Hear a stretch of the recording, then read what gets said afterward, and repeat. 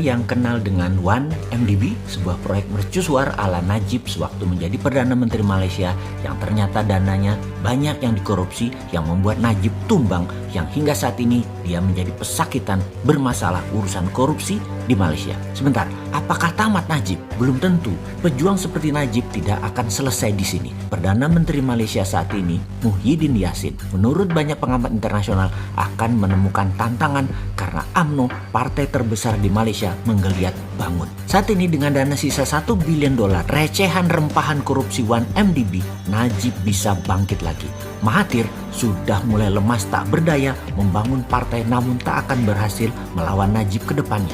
Lalu musuh abadi Mahathir, Anwar Ibrahim, juga tidak dapat tempat di kabinet serta tidak berpeluang memimpin pemerintahan mulai kekurangan tenaga saat ini. Tenaga atau daya dalam politik di Malaysia adalah uang. Najib Razak, UMNO masih terlalu sakti untuk jangka panjang permainan politiknya. Maka Bosman sejak beberapa saat yang lalu selalu mengingatkan bagaimana cara berpolitik negara Tiongkok, negara Amerika yang berbeda-beda, juga beda dengan di Asia Tenggara. Harus dipahami bagaimana cara bernegaranya Tiongkok, bernegaranya Amerika itu. Dan sekarang kita belajar Asia Tenggara bagaimana bernegaranya. Ada Myanmar yang kuat militernya, juga Vietnam dan Thailand yang juga punya gaya sendiri bernegaranya, juga kuat di militernya. Malaysia mirip Indonesia, dunia politiknya kuat di duit dan kuat oligarkinya bermain. Militernya di Indonesia dan Malaysia sudah kempes, tidak sekuat Thailand, tidak sekuat Myanmar, dan tidak sekuat Vietnam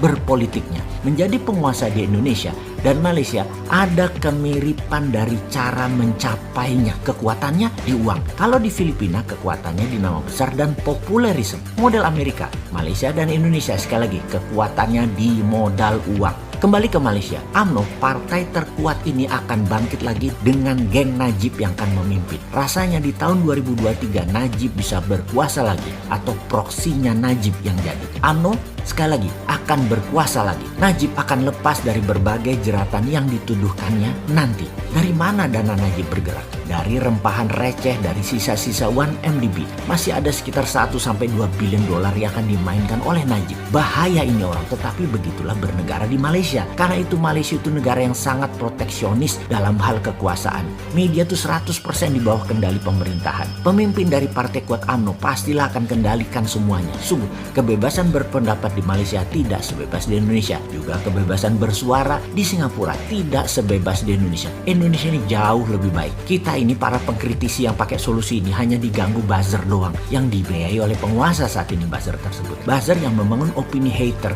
gampang sebenarnya dikalahin karena mereka kebanyakan orang yang hanya bisa ngomong, tak ada dasar pengetahuan kekinian, dan kebanyakan ekonominya pas-pasan. Bayaran bulanan atau bayaran tahunan atau apapun yang diterima buzzer yang tugasnya hanya menghina orang, hanya memaki orang, menjelekkan orang, itu buat makan anak bininya. Banyak orang yang yakin bahwa semua ini akan menjadi penyakit di hari tuanya buat mereka.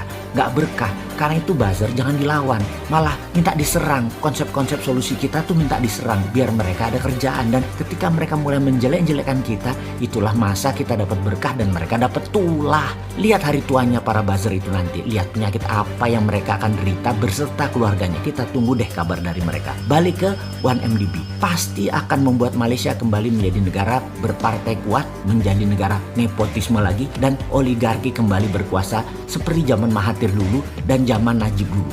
UMNO akan kuat lagi. Sekarang ke negeri jirannya Malaysia, Indonesia tercinta. Indonesia muncul SWF. Nah, ini nih seru. Begitu Pak Presiden mengatakan siap dikritik dan Pak Menteri Pramono juga mengatakan pemerintah siap dikritik keras, maka di sini tantangannya. Kita mau mengkritik nih, bener lapang hati ya, atau hanya menjebak nih. Tapi apa sontoloyo keder? Gak bakal. Kecintaan terhadap NKRI tak akan keder terhadap jebakan menantang kritik keras. Bedanya sudah 4 tahun kita mengkritik dengan keras Bosman ini dan selalu memberikan solusi, bukan asal kritik. SWF muncul dan pejabatnya sudah ditunjuk. SWF berbentuk lembaga. Maka karena SWF adalah ilmu MMT bagian dari Hudsonian, maka wajar sebagai penggagas kita akan menantang kerjanya SWF ala hutang ini.